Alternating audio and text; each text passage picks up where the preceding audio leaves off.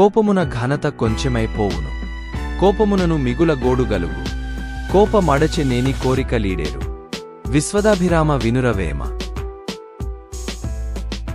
కోపం వల్ల గొప్పదనం తగ్గిపోతుంది. కోపం వల్ల దుఃఖం కలుగుతుంది. ఆ కోపాన్ని తగ్గించినప్పుడు మాత్రమే కోరికలు తీరుతాయి. కోపంతో మనం మన ఆలోచనా జ్ఞానాన్ని కోల్పోతాము.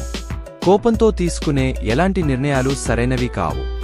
ఎందుకంటే మనం ప్రతికూల భావోద్వేగాల స్థితిలో ఉన్నందున మన మనసును సరిగ్గా అన్వయించుకోలేము. చాలాసార్లు కోపం మనల్ని సరిగ్గా విననివ్వదు, అర్థం చేసుకోనివ్వదు. ఇది స్పష్టంగా తప్పుడు నిర్ణయాలకు దారి తీస్తుంది. కోపాన్ని నియంత్రించుకున్నప్పుడు మనం చల్లబరచడానికి సమయం ఇవ్వడం ద్వారా పరిస్థితిని సరిగ్గా అర్థం చేసుకోవడానికి, తగిన విధంగా ప్రవర్తించడానికి తార్కికం తిరిగి వస్తుంది.